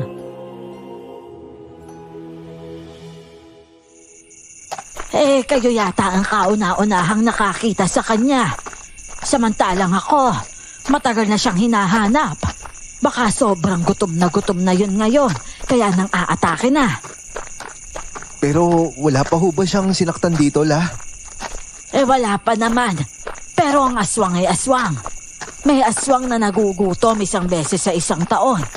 Kayang-kaya niyang baliwalain ng tao. At kahit makakita yun ng sanggol, kapag hindi siya gutom, babaliwalain niya yon. Pero kapag gutom siya, kahit anong mangyari, kailangan niyang kumain. Baka ito na yung panahon na nagugutom siya. Abay, minsan lang pala siya mambiktima, ano? Yan ang uri ng aswang na mahirap alamin kung sino. Dahil hindi siya nahihirapan magtago ng pagkakakilanlan niya. Nakakaramdam lang siya ng hirap sa pagtatago kapag panahon ng gutom niya. Pero syempre, kahit papano mautak pa rin yan. Nag-iingat din na hindi mahuli. Payapa naman ang lakad namin pabalik sa bahay nila Delilah. Pagdating namin doon ay talagang nanghihina na siya. Kaya inasikaso agad siya ni Lola Saling. Ako naman, nakikibanyo na sa kanila para maglinis ng katawan at magbihis. Sinuot ko na ang damit kong pambukas ng umaga kaya naligo na lang din ako. At pagkatapos kong maligo, mukhang naging maayos na si Delilah at nandyan na rin si Marco na umaalalay. Huwag mong aalisin yan sa katawan mo para hindi ka matablan ulit ng mahika niya. Agresibo ngayon ang aswang dahil gutom. Mukhang ikaw pa ang naisip biktimahin dahil buntis ka. Maraming salamat po, Lola Saling. At iwasan mong maglalabas paggabi, ha? Hindi ka ligtas. Kung si Benji nga itatake niya at agresibo siya, ano pa kaya ang mga bata at buntis, hindi ba? Benji, ayos ka lang ba? Ayos lang ako. Nakaligo na rin. Mabuti na lang talaga hindi kayo masyadong nasaktan. Ang tapang din naman niya humarap sa aswang eh. Buti nga, may naiwan palang pala doon. Kaya may nagamit siya. Napakatalim naman ng kuko ng aswang na yun sa palagay ko. At saka makapal yung balat niya na parang buwaya. Sino kaya yung aswang na yun, no? Malaman ko lang talaga. Ipapapatay ko siya kahit nasaan yung tao pa. Oh, sige na Delilah. Magpahinga ka na. O Marco, palalayan mo itong asawa mo at huwag mong iwan, ha? Sige na.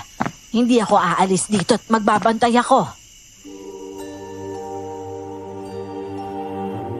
Nagpaalam din noon na umalis ang ibang bisita ni Tatay Gustavo. Bale kami na lang ulit ni Tatay doon ang naiwan. Pati na rin si Aling Saling. Kami naman ang nag-asikaso sa kanya para kumain sa mga handa. Pero bago yon, nilagyan niya muna ito ng kalamansi.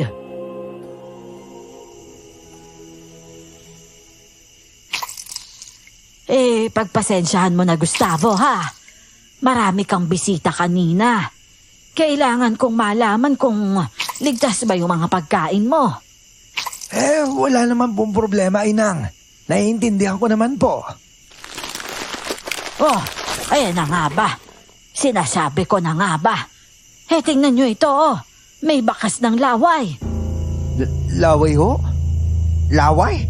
Ay, oo nga kumpare, oh. Tignan mo, oh. Abay, hindi natin alam kung nakuha na ang yanggaw o hindi. Ito yung kanina na hindi naubos, hindi ba? O ayan, oh. May laway. At yanggaw yan. Kung ilan man ang kumain yan isa sa kanila ay magiging aswang. Nako, sa dinuguan pa. Ang tako ko pa naman dyan. Kumain din ho ako eh. Pati din ako, kumain din ako. Nako, mukhang lahat nga kayo ay kumain. Bumalatay no ng takot sa katawan ko. Ganon din ang pandidiri. Si Tatay Gustavo noon, halatang nanlulumo. Pero si Tatay Digol naman ay tulad ko nakabado rin. Ginamit namin ang kwarto na nasa gitna ni Tatay. At nung gabing yon, talagang hindi ako makatulog. Pinapakiramdaman ko ang sarili ko pero parang wala naman. Tay, hindi ba't yung hanggaw tumatalab ka agad yun makalipas ng ilang oras? Yun nga din yung pagkakaintindi ko eh. Bakit ba? May nararamdaman ka ba? Huwag mo ko kakagatin dito, ah. Tay naman, wala. Baka ikaw din mamaya bigla mo ko sunggaban. Yari ka talaga sa anak mo. Yari ka din sa anak ko kapag ginagat mo ko. Pero baka sa ibang bisita nakuha yung yanggaw na yun, Tay. Wala sa atin eh. Pero alam mo, lahat tayo nakakain nun eh. Maliban lamang kay Lola Saling ninyo. Posible si kumpare, si Marco, Pero ang pinakamalala, kapag si Delilah. Nako, wag naman sana. Kawawa yung bata sa tiyan niya. Kinabukasan naman pagkagising, para pa rin akong praning na pinapakiramdaman ang sarili. Nakahawak ako sa tiyan ko at dinadama ang kung ano man ang meron sa loob nito. At pansin ko na parang wala naman. Sa tabi ko naman, napansin kong wala doon si tatay. At nang tingnan ko ang relo ko, 9:00 pala ng umaga noon. Naalala ko na naman ang mga reklamo sa akin ni Tatay Gustavo noon. Galit siya sa akin na nagigising ng 9:00 ng umaga.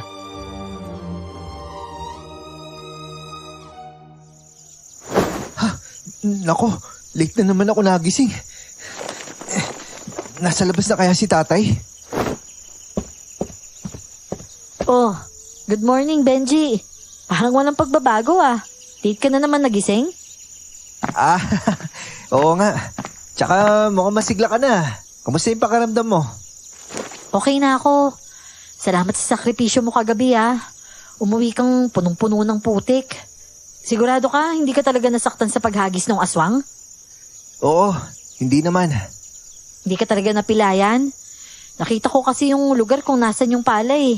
Tsaka yung mga sirang palay. Hindi biro yung layo nun ah. Ah, pinuntahan nyo? Oo, lumabas ako kanina at nakita ko yun. Tsaka tinuro din sa amin ang biyenan mo. Nandun pa nga sila ngayon eh. Kasama yung mga chismosa. Teka nga. May mainit na palang tubig dun sa thermos. Magkape ka na. Gusto mo ipagtimpla kita?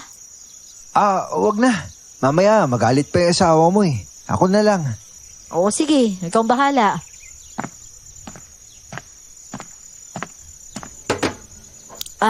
Benji. Sigurado ka ba wala ka talagang pilay? Wala nga. Tsaka kung meron man, Delilah, ipapahilot ko na lang to sa asawa ko. Mukhang swerte ka sa asawa mo ah. Sinabi mo pa. Tsaka marunong din yun sa bahay. Malaga sa anak at sa asawa. Deserve mo naman talaga ng ganung babae. Ikaw ba? Masaya ka ba sa buhay mo? Mukha ba akong masaya, Benji? Medyo obvious nga eh. Hindi rin naman ako bulag. Mabuti, tinanggap siya ng tatay mo. Natroma kasi ako dati sa ugali ni Papa sa'yo. Natatakot akong iwan ulit ng lalaki dahil sa kanya. Sinabi ko lahat kay Marco ng ayaw ni tatay sa'yo. Alam ni Marco na ayaw ni tatay sa dating asawa ko. Puring-puring nga niya ni tatay si Marco dati. Maagang nagigising, tapos marunong nung una. Sabi pa nga niya okay na okay daw si Marco eh. Pero nung tumagal, ayun, nabuntis na ako. Nagpakita na ng totoong ugali tong si Marco. Wala na tuloy siyang nagawa kundi tanggapin. Tapos ito nga, nagkita-kita tayo. Nakita ni tatay kung gaano kayo ka-close ng biyenan mo. Tapos yun, pinagmamalaki ka pa. Mabait si Tatay Digol. Marunong tumingin at umunawa sa iba't ibang klase ng tao sa mundo. Sa totoo nga lang, hindi rin madaling kunin yung loob niya dati. Una niyang tinanong sa akin kung anong trabaho ko.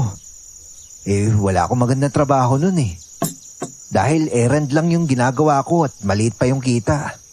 Tsaka, kaya lang kami natuloy ni Bella kasi nakiusap sa tatay niya kung saan talaga siya masaya.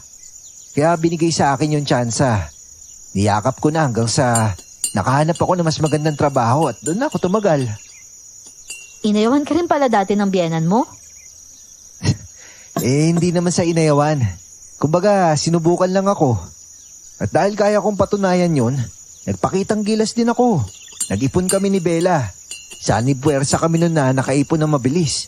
Tapos nung kinasal kami, walang gasto sa magulang namin. Sa amin yun lahat. Buti pa siya hinarap sa altar. Ito si Marco. Sus, malabong maranasan ko yan. Wag mo sabihin yan.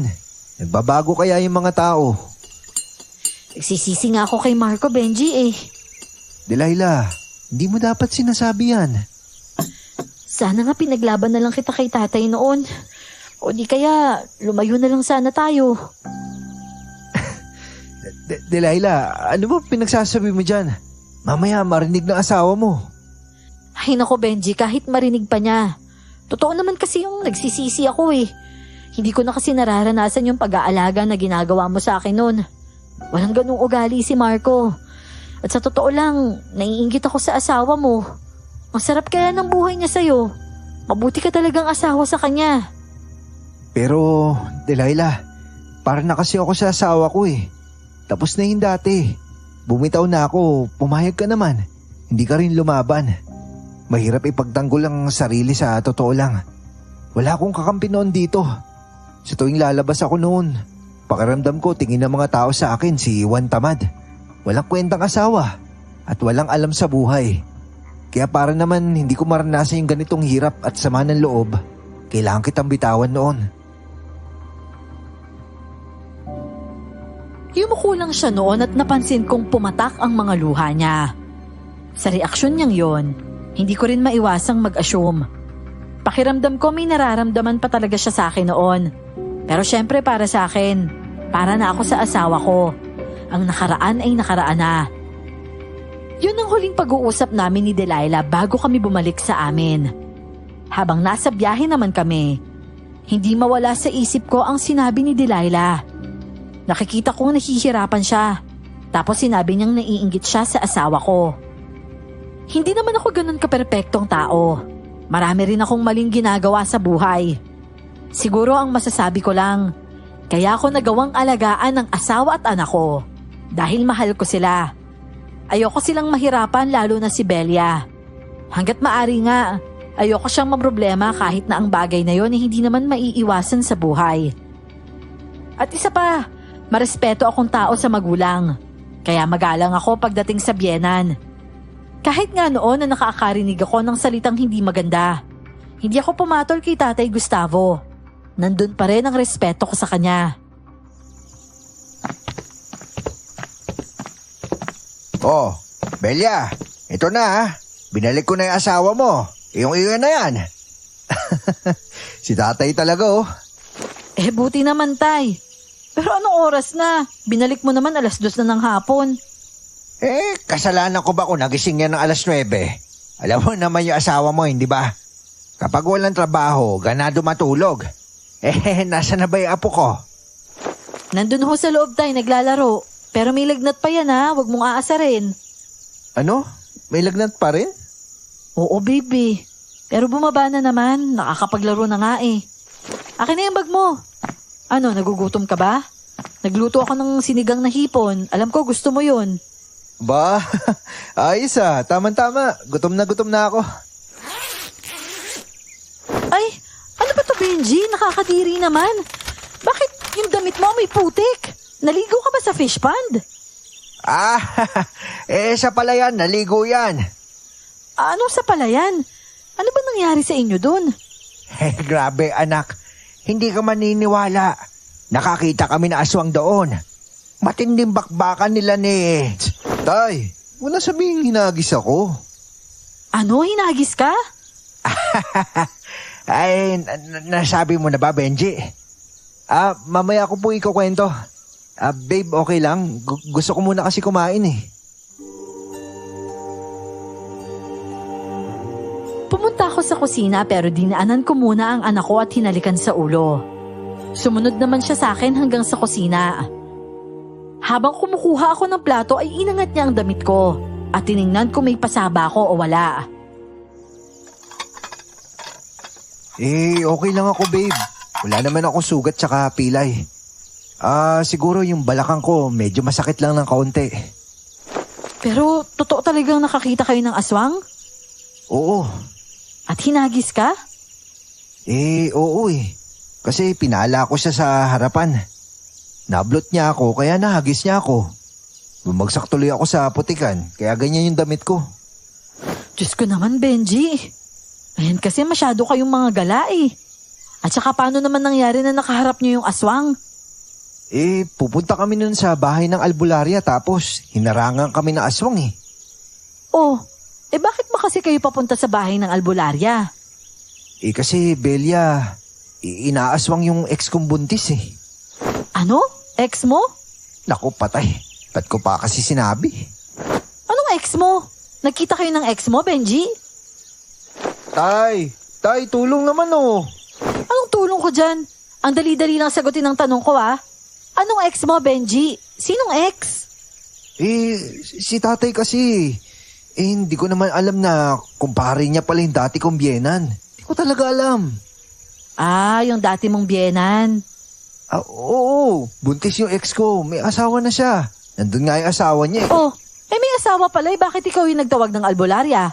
Kahit si tatay kasama mo pa? Ano ko ba naman, Belia? May asawa na nga yun eh. Buntis na. Kaso yung asawa niya walang kwenta. Kaya si Benji yung napakiusapan na tawagin albularya dahil kilala din niya. Kasama nga ako eh.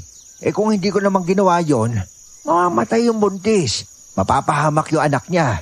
At yung kumpare ko naman inatake sa puso. Dahil nga walang iya yung manugang niya. Akala ko ba istrikto yung dating biyenan mo? Oo nga, stricto. Ayaw na ayaw pa nga sa akin noon eh. Oh, bakit pumayag na walang kwenta yung manugang niya? Sabi daw ng ex ko, nagpakitang gilas daw nung una. Tapos kung kailang buntis na siya, saka daw naglabas ng totoong ugali. Talaga? Sinabi niya yan sa'yo? Oo. Bakit ba? Sinisiraan pa niya yung asawa niya sa'yo? O sa tingin mo, anong ibig sabihin nun? Babe naman. Naninigurado lang ako na walang umaagaw sa asawa ko. Diretsahin mo nga ako, Benji. Alam mo naman yung ayaw ko, di ba? So ngayon, nakausap mo yung ex mo. Anong pakiramdam? Belia, wala. Wala kang nararamdaman? Wala nga. Hindi mo naaalala yung nakaraan nyo? Bahay ka mo yun ng dating biyanan mo, di ba? Bawat sulok ng bahay na yon, sigurado may lambingan kayo dati. Hindi mo namimiss yun? Ano naman namimiss? Siyempre hindi. Tsaka nag-iba na yung bahay nila, na-renovate na. Tanungin mo pa si tatay. Tay, di ba totoo yung sinasabi ko? Oo anak, maganda na yung bahay nila ngayon. Mas malaki na sa dati. At saka wala ka bang tiwala kay Benji? Napaka-loyal niyan sa'yo. Kung maglolo ko yan, pangako ako unang yayari sa kanya. Wala ka bang tiwala sa tatay mo, anak? Oo nga naman, Belia. Tsaka gusto ko lang kumain, oh.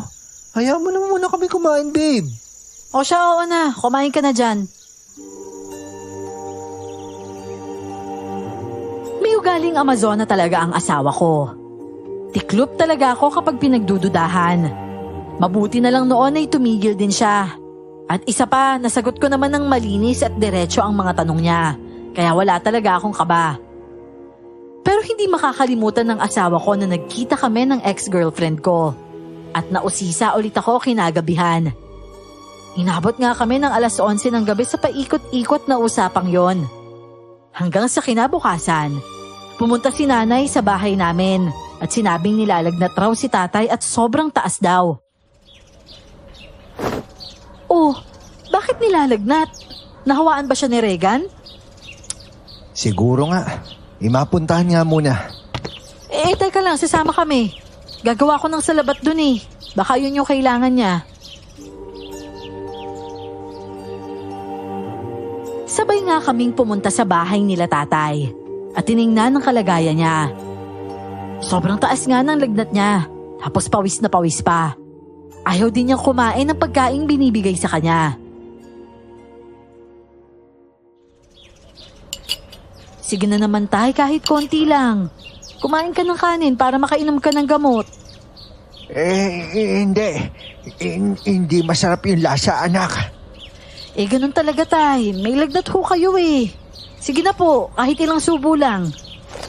Ano ba yan? Ang sigla mo kahapon, tay ah. Tapos ngayon, ganyan ka nakalala? Napaka-imposible naman ng lagnat na yan. Babe, paabot nga niyang towel na yan. Bakit ba kasi nagtutulo yung laway nito ni tatay? O sige na tay, subo na kayo kahit konti lang. Ayoko. Gusto ko ng dugo. Kailangan ko ng dugo. Benji, bigyan mo ako ng dugo. Anong pinagsasasabi mo tay? Anong dugo? Bakit dugo? Dugo. Sariwan dugo. Sariwan dugo. Diyos ko naman tayo, anong ginagawa mo? Tay, braso niyo yan. Nako, ayan na, dumugo na. Bumapaon yung ngipin sa balat mo. Bitawan niyo ho, tay! Benji, ano ba nangyayari kay tatay? Bakit nagkakaganito siya? Hindi ko alam, Belia. Pero may hinala na ako noon. Tila kay tatay napunta ang yanggaw dahil naghahanap na siya ng dugo. Si Belia naman, sa labis na pag-aalala sa tatay niya ay naiyak na siya. Pinagtulungan namin siyang pigilan sa pagkagat niya sa sarili niya. Dahil din sa kaingayan namin, umiyak ang anak ko kaya kinuha na ito ng kapatid ni Belia. Tay, bitaw na. Nasusugatan ka na, oh. Tay! Tay, ano ba, tay? Bakit mo naman yung ginagawa sa sarili mo? Benji, mag-isip ka naman ng paraan. Ano gagawin natin kay tatay? Babe, parang siya yung nakakuha ng yanggaw eh. Ano? Anong yanggaw? Dugo! Nauuhaw ako! Gusto ko ng dugo! Anong yanggaw, Benji? At alam mo na may aswang na nangyayanggaw doon? Belia, huli na namin nalaman. Tapos na yung kainan. Tinigdan pa nga ng albularyo yung pagkain eh. Tapos natuklasan niyang may laway doon ng aswang. Nakain na lahat namin. Kaya ang sabi niya, isa sa amin yung kumain ng magiging aswang. Ang akala ko naman wala sa amin kasi nakauwi pa kami na maayos eh. Hindi ko na alam na matagal pala tumalab yun. Ibig sabihin aswang ng tatay ko? Ganun ba? At kung aswang na siya, anong gagawin niya sa atin dito? Lalo na mamayang gabi. Kakainin niya tayo? Benji naman si Regan. Ayoko umabot si tatay sa ganun. Babe, kalma naman oh. Hingi ako ng tulong. Ibabalik ko si tatay doon. Hiramin ko lang yung sasakyan. O sige, baka naman maaagapan pa to. Ikaw naman kasi tatay eh. Alis ka pa kasi nang alis eh. Alin tuloy. Diyos ko naman, sana naman huwag matuluyan to. Ang bango! Ang bango ng tiyan mo! Tay? May pagkain. May pagkain dyan sa loob ng tiyan mo! Babe, lumayo ka muna. Tay, ano sinasabi mo? Si Bella yan, anak mo yan. Ilayo niyo sa akin si Bella. Naamoy ko yung bata sa tiyan niya. Bata sa tiyan ko?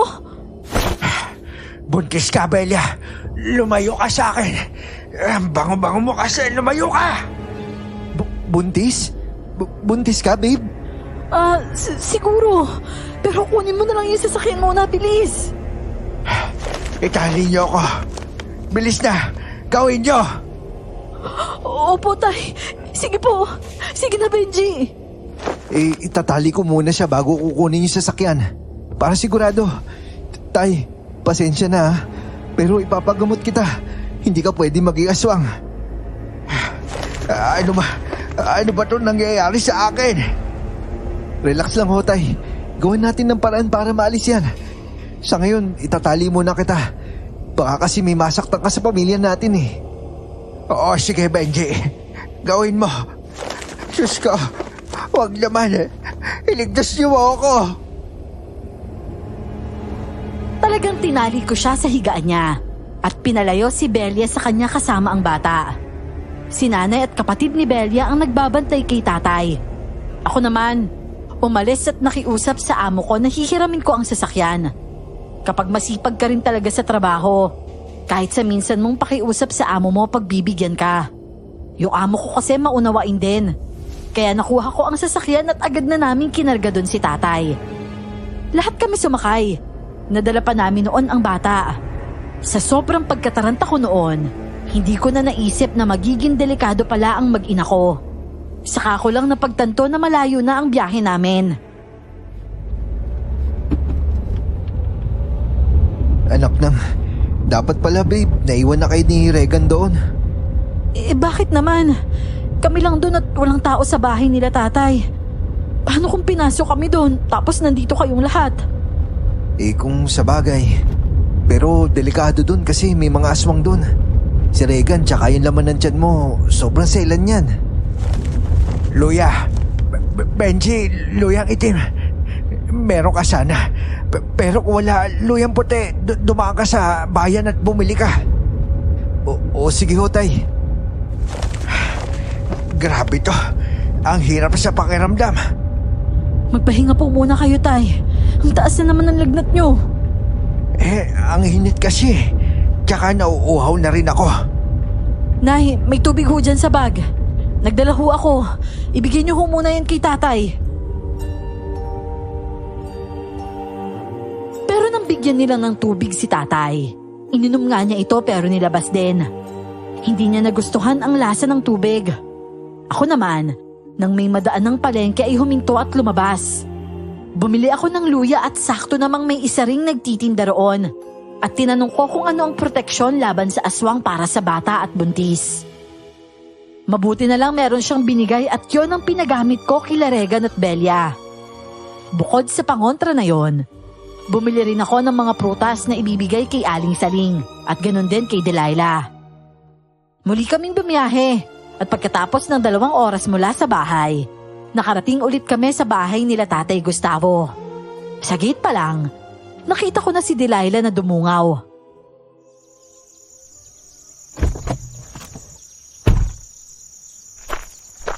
Benji? Abang yaman ah. Naka-van ka? Delilah, nandiyan ba yung tatay mo?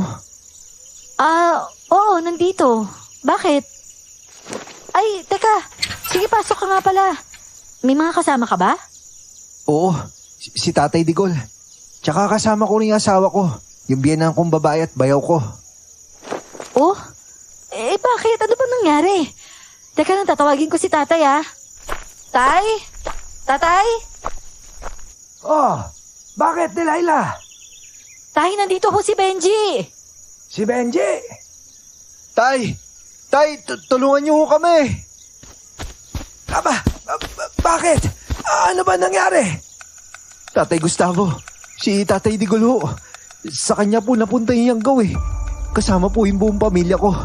Pero ayos lang lahat sila sa van. Pero si tatay ho, ano pong gagawin ko para makuha yung Yanggaw? Ako naman, Tay. Paano yun? Nako, nalintikan na. Siya ang nakakuha. Sana kay Manay Saling sana.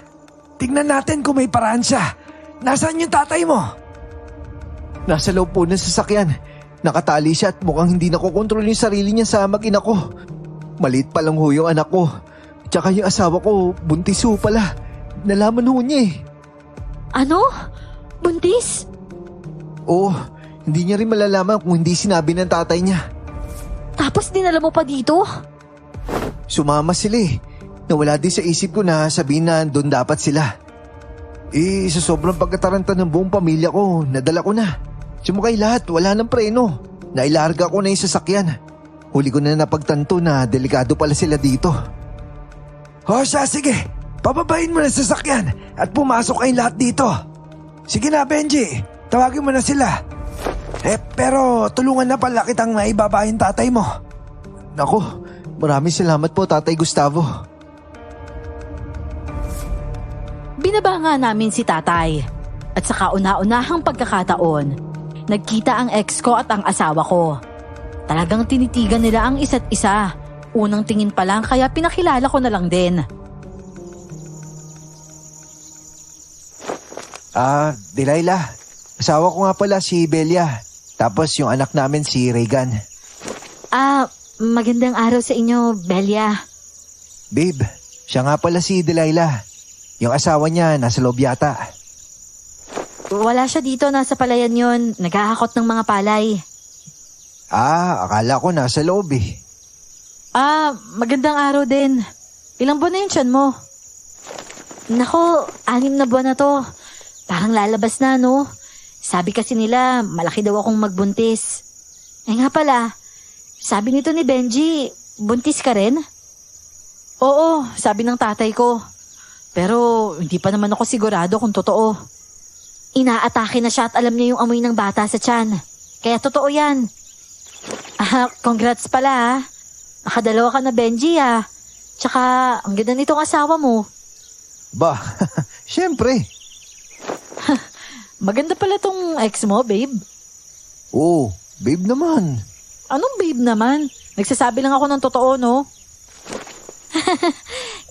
Baka raw kasi may kasamang selos yung sinasabi mo eh.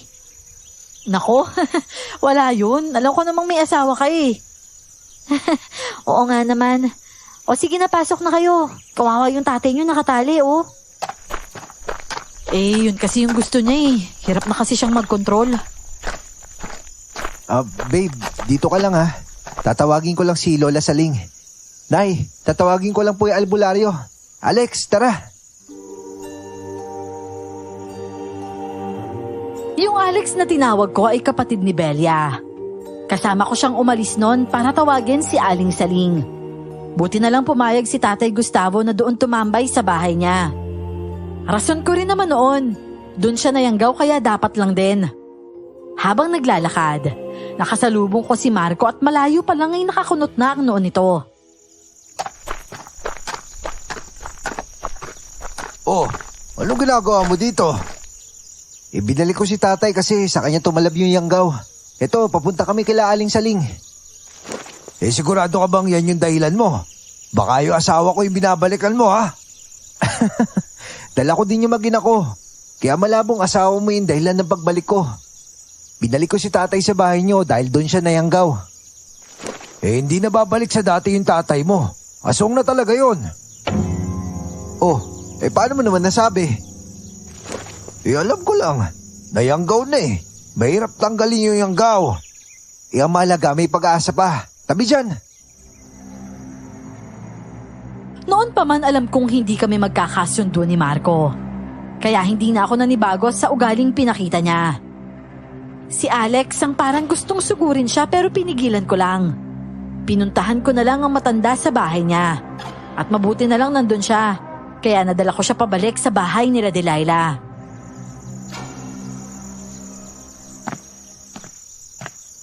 Aba ang dami nyo dito ah. Mga bagong mukha ito ah. Magandang araw ho, Lola. Magandang araw din. Mukhang ikaw ang anak nitong si Digol. Asawa ka ba ni Benji? Opo Lola. Asawa ko siya, tsaka ito po yung anak namin. Tapos ito naman ho si Nanay Betang, biyenan ko ho.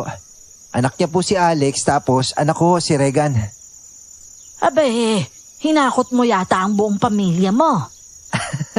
Opo sumama po ang lahat. Sumikip tuloy yung bahay ni Tatay Gustavo. Alam kong may babalik para hingin ng tulong ko tungkol sa yanggaw. At dahil sariwa pa yan, naghanda ako ng ganito. Tama ang ginawa mo, Benji, na ibalik dito ang biyenan mo. Kaya ito, Digolo, inumin mo. Hindi mo ito magugustuhan pero labanan mo. Ano ba yan, Aling Saling? Malinis na likido ito sa paningin namin. Pero sa'yo alam kong nandidiri ka dito. Kaya mas maigi na lang kung pumikit ka habang iniinom mo ito. Nakita nyo naman diba? Para lang itong tubig. Oo, malinis po yan, Tay. Malinis yan. Iba ang paningin niya sa bagay na ito. Pero pilitin mo, Digol. Delilah, pwede bang makahiram ng batyanin nyo? Sige ho, Lola. Pinilit nga ni tatay na inumin ang bagay na yon. Kitang-kita ko kung gaano siya nandire. Pero pinilit niyang malagok at pagkatapos noon ay sinuka niya. Nag-alala naman kami ni Belia dahil sumuka siya. At baka hindi na matanggal ang yanggaw sa katawan niya. Pero inalalayan siya ni Lola Saling na ibuhos yun sa batya lahat-lahat. Sige pa, ilabas mo pa, Digol. Ayan, ganyan. Sige pa. Ayoko na. Ayoko na. Sige lang, Digol. Ilabas mo lang. Ilabas mo yung binhi na lumalaki sa katawan mo. Malapot na likido ang nailalabas ni tatay. At nakikita kong nahihirapan siya. Dahil halos hindi na siya makahinga. Mahina lang ang loob ni Belly at ang nanay niya. Kaya habang nakikita nila si tatay na ganon, umiiyak silang pareho. Kinuha ko ang bata kay Belia at saka siya hinimas sa balikat para kumalma. Nakita naman ni Delilah ang ginawa ko at nang mapansin niyang nakatingin din ako sa kanya, umiwas naman siya ng tingin. Nako, ayan na yata yun. Lumabas na. Ay, sa wakas at nailuwa rin niya. Ibig sabihin po ba niyan, hindi na siya magiging aswang? Hindi na. Dahil ito na lumabas na.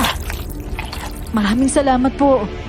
Pero, teka ho, magkano po yung ibabayad namin? Ay, nako iha. Libre lang ang serbisyo ko. Ho? Albularya siya, Belia. Hindi siya nagpapabayad. Pero may dala po kami para sa inyo. Ito po, pongkan po. Ay, nako. Nag-abala ka pa. Pero, masarap ang prutas na ito. Tsaka ito ho, pakwan. Dalaw po ito pero kay Delilah na po yung isa. Ha? Bakit pati naman ako? Bilang pasasalamat to. Tsaka maganda yan sa bata kasi matubig eh. Ay, oo, tama. Pampalinis. Tsaka itong pongkan para sa buto, pampatibay. Nako, nakakahiya naman tuloy. Belia, yung asawa mo. Ano ka ba? Tanggapin mo na yan. Alam kasi ng asawa ko kung ano yung maganda sa buntis. At yung mga prutas na yan, kailangan mo yan. Mahina pa si tatay kaya nagpahinga muna. Mahaba pa ang araw noon para umuwi. Kaya nanatili muna kami roon hanggang 2:00 ng hapon. Masaya rin ako dahil tila naging close pa si Belia at Delilah noon. Pero usapang pagbubuntis ang pinag-uusapan nila. Hanggang sa sumapit ang oras ng 2:00 at nagpaalam na kaming umuwi. Oh, sige Delilah. Sa susunod ulit ha. Sana magkita pa tayo. Oo naman. Tapos, 2 na yung anak mo nun. Kaya nga eh. Naku naman, sino mo may gawa nito? Ha? May gawa ng ano? Bakit, Benji? Ano nangyari? Butas yung gulong ng sasakyan ko eh. Oh, nabutas. Mukha ho may bumutas, tay. Nako, baka pinaglaruan ng mga batang dumaan kanina. Paano na yan? No choice na ho. Ayusin ko po muna. Nako naman Benji. Hindi pala tayo makakauwi niyan agad.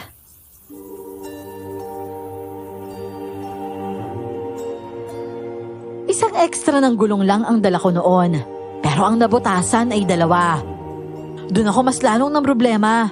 Dahil wala akong magawa kundi pumunta ng bayan para bumili ng gulong.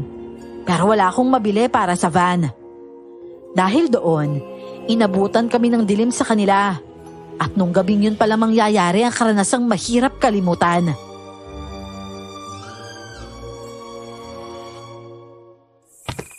Ginabi na naman yung asawa mo, Delilah.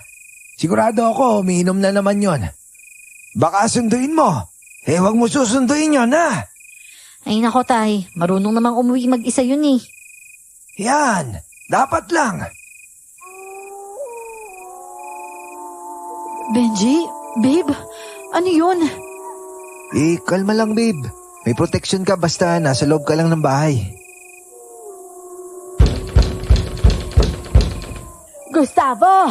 Gustavo! Delilah! Oh, si Lola Saling yun ah. Oh, Manay Saling, ano ang atin? Nandyan ba si Marco? Hindi pa nga ho nauwi eh. Kapag umuwi siya, huwag niyo papapasukin. Oh, bakit naman ho? Hindi siya ang asawa mo, Delilah. Nitong gabi lang, yung asawa mo'y dumating sa bahay. Sobrang payat niya at nanghihina. Nakikiusap na tulungan siya. At ang sabi niya ilang buwan na raw siyang nakakulong sa kuweba. Delilah, may mga baka siya ng tali sa kamay at paa. Nagsusugat-sugat na ito. At ang ibang parte halatang natagalan na. Teka nga sandali. Si Marco nakulong sa kuweba na ilang buwan. Sino yung Marco na kasama namin? Hindi siya si Marco. Isa siyang aswang Gustavo. Kaya huwag niyong papapasukin. Nagpapanggap siyang asawa ni Delilah dahil hinihintay niyang lumabas ang bata. At ngayon ay target na niya ito. Itong anak mo, Benji. Kaya nabutas ang gulong ng sasakyan mo. Ho? Aling Saling, nasaan ho ang totoong Marco? Kasama ko. Marco, halika dito. Sige ho. Marco? Mahal! Diyos ko, ikaw ba talaga yan? Diyos ko, ano nangyayari sa'yo? Marco! Tay, akala ko hindi ko na maabutan yung anak ko. May gumagaya sa akin. Yung aswang. Babe, Benji, natatakot na ako. Relax ka lang, Belia. Nandito ako. Marco, ano nangyari? Nako, kaya ba bigla ka nag-iba, Marco? Dahil hindi ikaw yon. 3 buwang buntis si Delilah na mabiktima ako ng hayop na aswang na yun, Tay. Kaya kung 3 buwan nagbago yung ugali ko, hindi ho ako yun. Nako, kumpare, nahalin lang kayo. Delilah! Delilah, buksan mo yung pinto! Nako, nasa labas na siya. Babe, natatakot ako. Paano kami ni Regan? Huwag kang mag-alala. Hindi ko kayo pababayaan. Maghanda kayo.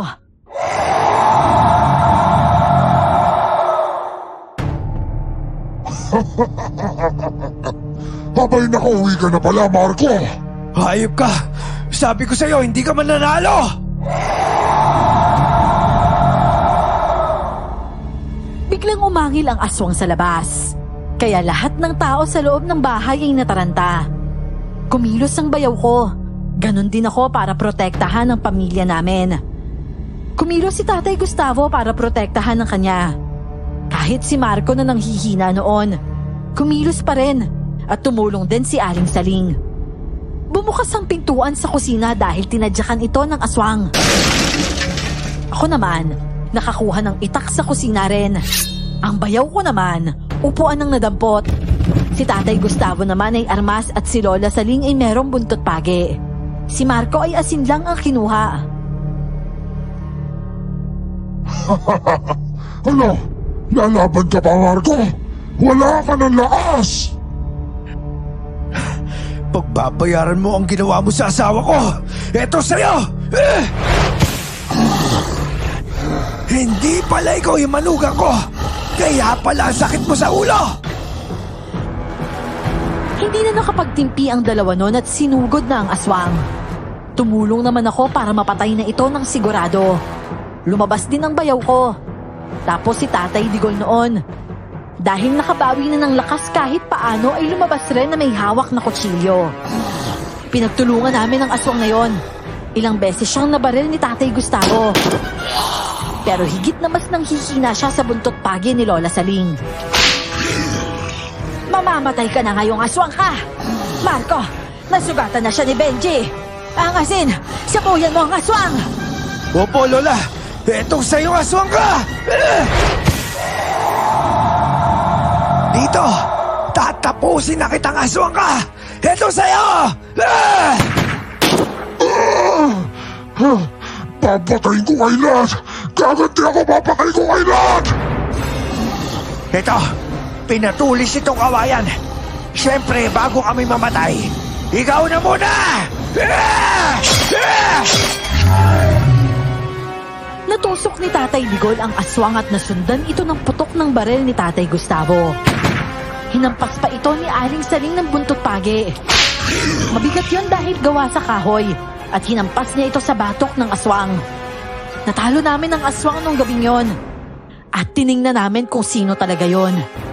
Ang nakakagulat pa doon dahil yon ang kapitan ng biyenan ko pa, si Tatay Gustavo.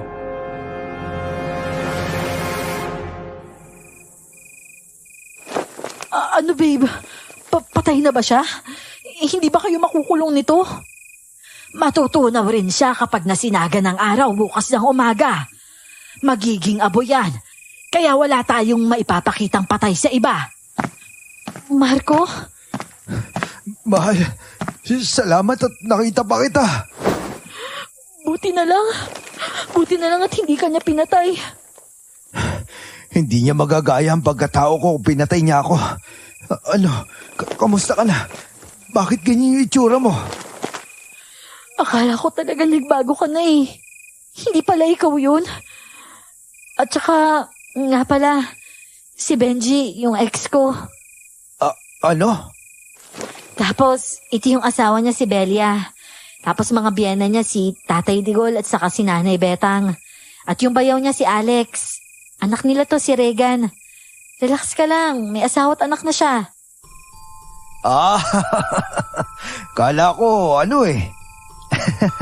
Mabuti naman at nakaligtas ka pare. Napikon ako ng konti kasi akala ko ikaw talaga yung Marco na yun eh. Buti na lang peke siya. Iba pala talaga yung tunay na ugali ng totoo Marco, no? Mukhang mahal at maalaga sa asawa. Maalaga talaga yan. Akala ko nga nagbago na siya eh. Tsaka masaya na ako na nakabalik siya. Hindi pa pala nawala sa akin yung asawa ko. Masaya ako na buo na ulit kayo, Delilah. Munti ko na nga rin husgahan yung asawa mo eh. Peke pala yun. Basta Marco, mag-ingat kayo ah. Medyo napabayaan tong si Delilah dahil hindi pala ikaw yung nasa tabi niya. Di ba pansin mo rin? Halata naman sa mukha niya oh. At alam kong na-stress siya na sobra. Alam kong binibigyan siya ng sakit ng ulo ng hayop na yun. Pasensya ka na mahal ha. Nahiwalay ako sa'yo. Pero ayos ka lang ba? Ayos lang ba yung baby natin? Oo naman mahal, ayos na ako. Mas ayos kasi nandito ka na. Kinabukasan noon ay nagawan rin ang paraan ng gulong ng sasakyan namin. Nakauwi kami na natapos ang problema namin, maging ang problema nila Delilah. Dahil din sa pangyayaring yon, naging solid ang pagkakaibigan nila Belia at Delilah. Minsan sa amin sila namamasyal, at minsan naman kami ang namamasyal sa kanila. Mabait na tao pala talaga si Marco, at siya nga talaga ang manugang na gustong-gusto ni Tatay Gustavo. Masaya ako dahil maalaga din siya sa asawa at anak nila. Hanggang dito na lamang po ang aking kwento, Miss Clar at Sir Jay. Maraming salamat po sa pagpili nito upang i-ere.